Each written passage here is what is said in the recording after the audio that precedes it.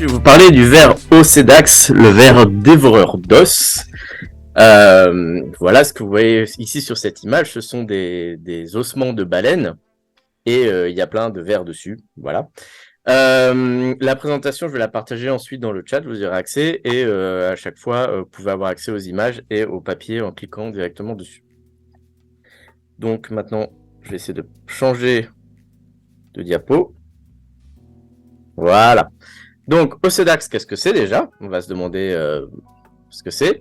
Donc, c'est ce ver un peu bizarre qui vit dans les ossements de vertébrés. C'est un ver marin qui fait entre quelques millimètres et quelques centimètres de long.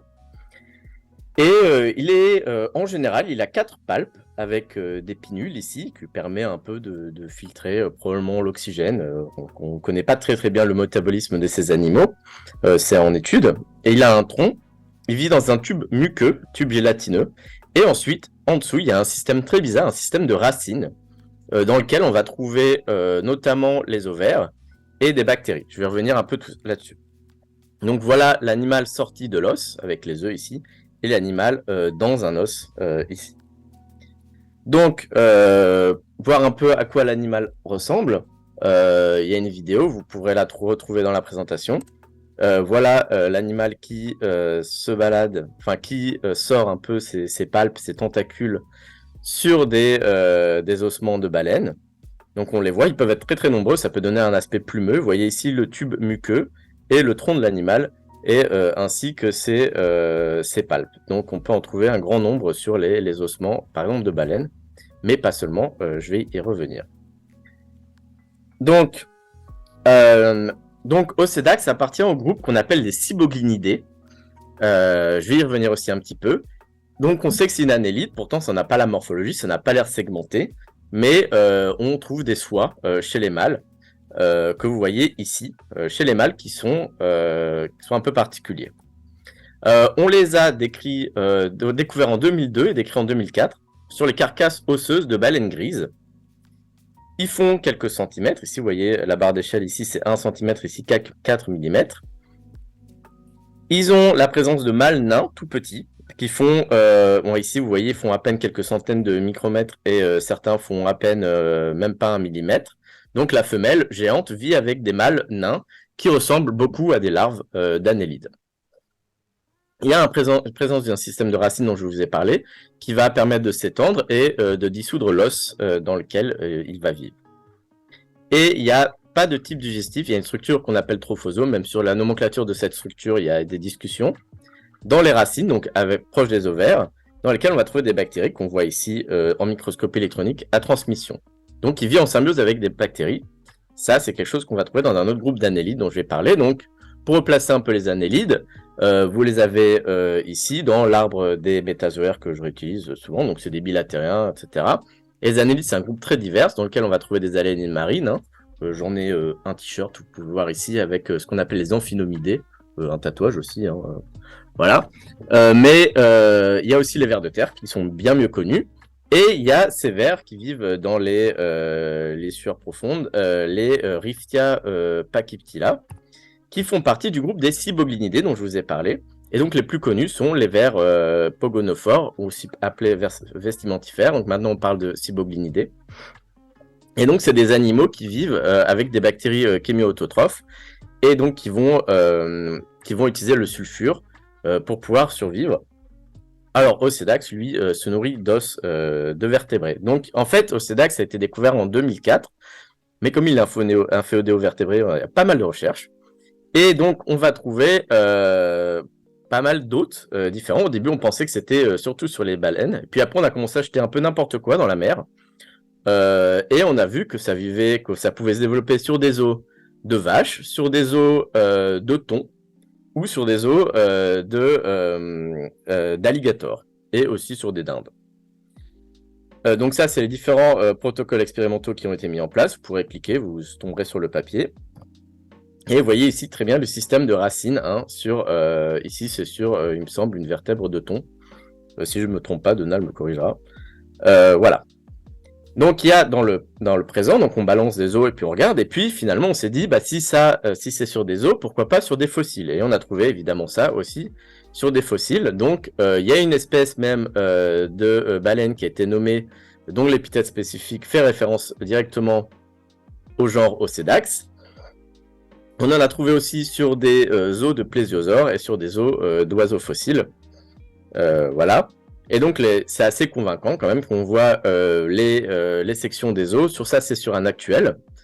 Donc voilà, ça c'est sur un plésiosaure ici et sur une tortue marine. Donc on voit à peu près le système de racines à l'intérieur de l'os et on voit que ça, il y a une petite ouverture pour le tube de l'animal. Donc il y a une répartition stratigraphique assez importante qui commence du Crétacé inférieur. Très probablement, c'est un groupe qui a divergé même avant, les Cyboglinidés étant un groupe probablement assez ancien. Alors, il n'y a pas que la diversité des hôtes qui est intéressante, aussi la diversité de ces animaux qui ont différentes morphologies.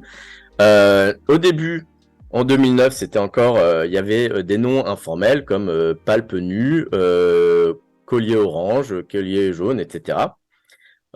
Aujourd'hui, en 2020, on a quand même des choses un peu mieux décrites. Donc, il y a 32 OTU dans cette phylogénie.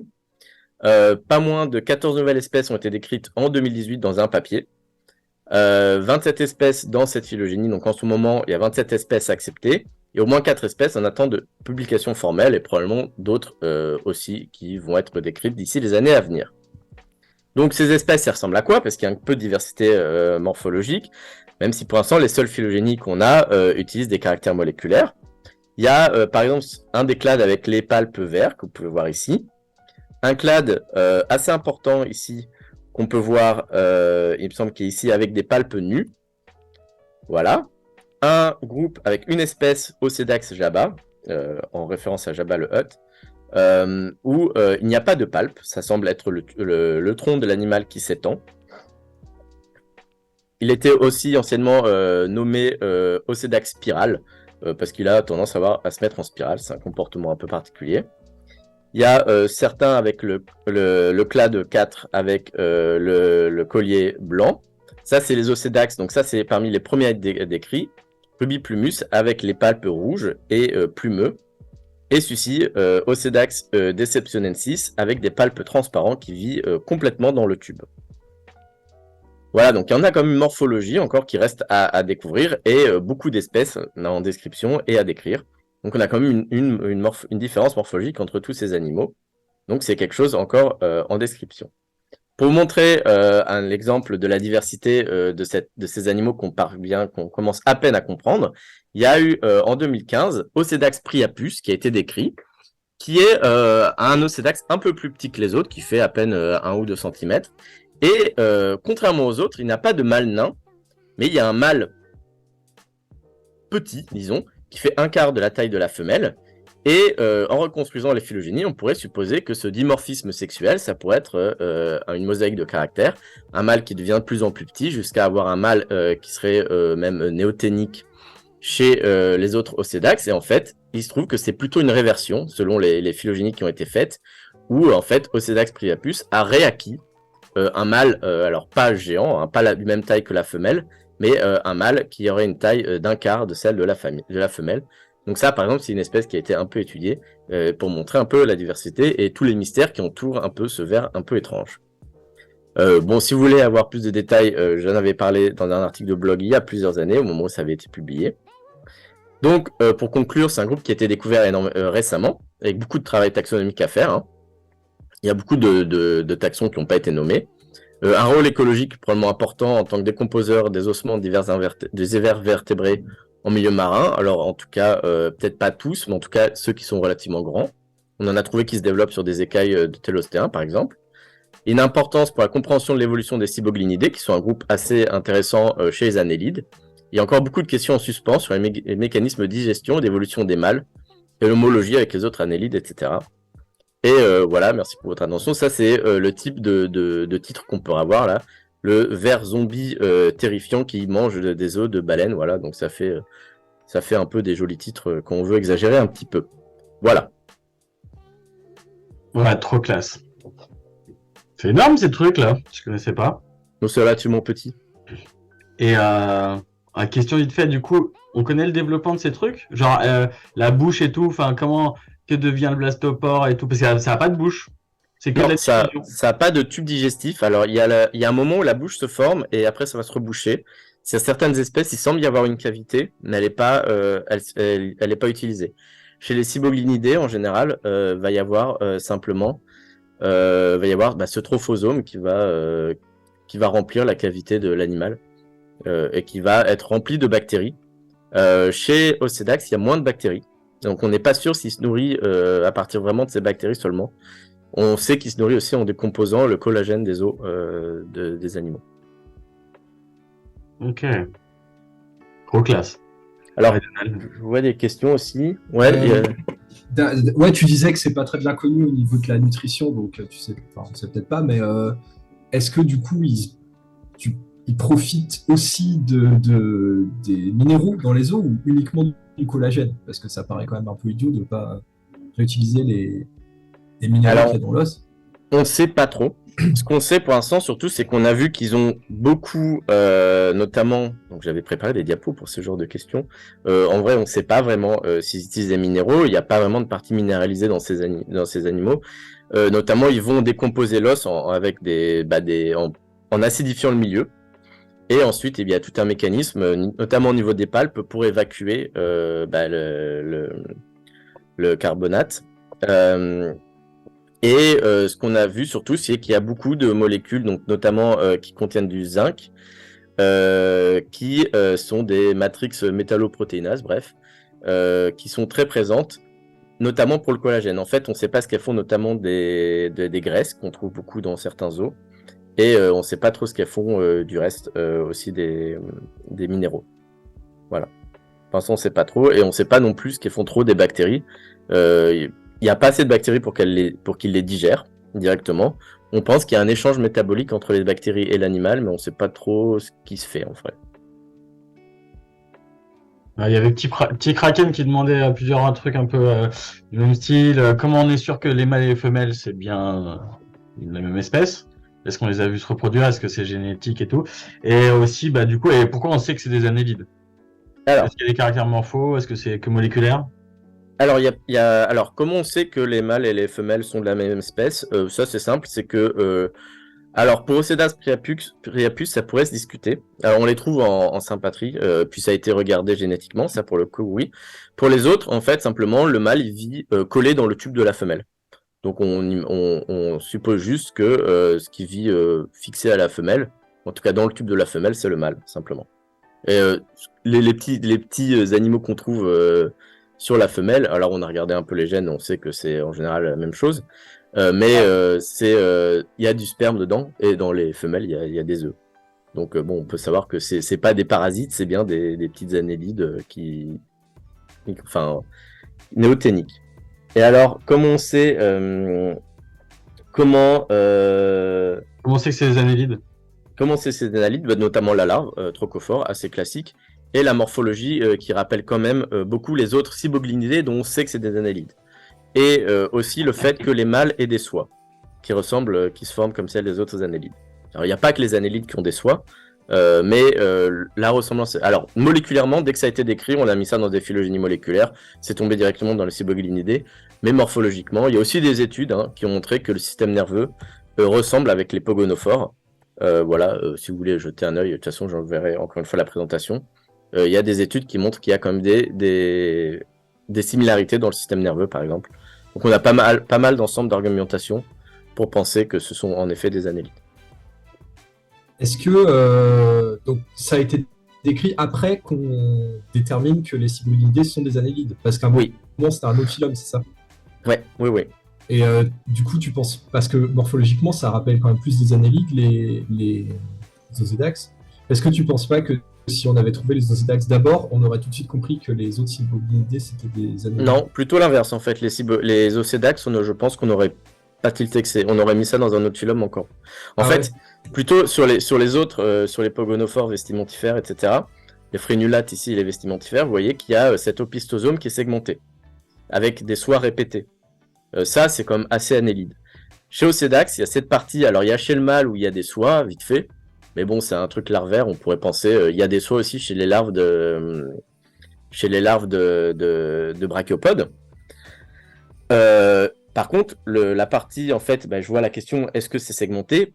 En fait, on arrive à homologiser, notamment avec les autres vestimentifères, une partie antérieure, donc un prostomium et un péristromium qui sont fusionnés, qui portent les palpes, un premier segment, un deuxième segment, et après, chez Ocedax, on n'arrive pas à trouver d'homologie avec le reste. En fait, le système de racine est tellement chelou, on peut pas vraiment trouver de segmentation là-dessus. Et donc, du coup, en fait, à part comparer avec les autres, justement, les autres Cyboglinidés, ça aurait été difficile de deviner de base que c'était une annélide. Ouais, c'est classe, hein. Et comment ça se balade d'un... C'est la larve qui va se promener et qui se... Donc il y a 1 milliard de larves qui se baladent sans jamais trouver leur os à boulotter, quoi. Voilà, c'est ça qu'on pense. En fait, on ne sait pas trop encore comment ça se fait. Alors, c'est des larves lécithotrophiques, donc qui ont beaucoup de réserves nutritives dans leurs larves. Donc, ça va faire une larve trochophore qui va se balader. Et ce qu'on pense, c'est que si la larve trochophore trouve rien, elle va crever. Et puis, si elle trouve quelque chose, elle va se développer, notamment si elle trouve un os, probablement femelle. Et si jamais la larve tombe près d'une femelle, elle va se transformer en mâle. Mais ça, c'est encore discuté, on ne sait pas bien. Et notamment, on pense que ce qui se passe, c'est que probablement les débris de Telostéen peuvent permettre de points d'accroche pour coloniser des baleines, parce qu'on ne connaît pas encore très bien la spécificité entre l'hôte et l'espèce d'Ocedax particulière. Ouais. Donc on peut trouver plusieurs espèces d'Ocedax différentes sur une baleine, et on peut trouver différentes espèces d'Ocedax sur différents vertébrés. Enfin, une même espèce d'Ocedax sur différents vertébrés. T'es pas encore bien trié, tout ça. Et ça a jamais été trouvé ailleurs que sur un os. Pas que je sache. Ouais, c'est Ça assez m'étonnerait dingue. pas qu'un jour on trouvera, parce qu'en fait ça a été décrit qu'en 2004, et depuis on en trouve, on met des dindes dans l'eau et puis paf, on trouve des Ocedax dessus, quoi. Tu parlais pas d'écailles de Télostéen? Si. Ouais, bon, après, c'est plus ou moins de l'os quand même. Plus ou moins. Nico, est-ce que tu veux qu'à ta mort, on prenne un de tes os et qu'on essaye de voir s'ils veulent se mettre sur toi? Alors j'adorerais, mais je suis pas sûr que ce soit légal. Mais ouais, je kifferais. Donc si vous pouvez voler un de mes os et l'envoyer, le foutre dans l'eau et voir quelle espèce se met. Bah, Ellie, de toute façon, il a pas trop de problème avec la légalité, donc il s'en chargera, je pense. Ok Ellie, on se colle ça un moment? On en discute? Avec plaisir. Ouais, c'est trop cool. Je sais pas, j'ai pu regarder sur le chat là, s'il y a encore des questions. Célécito à développement direct. Non, c'est pas développement direct, ça passe par une larve trochophore. Voilà. Est-ce qu'il y a d'autres questions? Alors, où ça se trouve par rapport au traditionnel polychète? Alors ça, c'est une phylogénie. Je vais envoyer de toute façon la présentation, encore une fois. Voilà, c'est là. Donc, c'est dans les Canali palpata. C'est le groupe, en gros, qui comprend... Alors maintenant, ça, ils mettent les oligochètes dedans. Et c'est là où il y a le capitalidé. Donc souvent, c'est dans les sédentariats, ceux qui bougent pas trop. Voilà. Yep. Voilà, si vous avez des questions, je peux encore y répondre sur le chat aussi à côté. Voilà. Ouais, on fait ça. Allez, ok, avançons.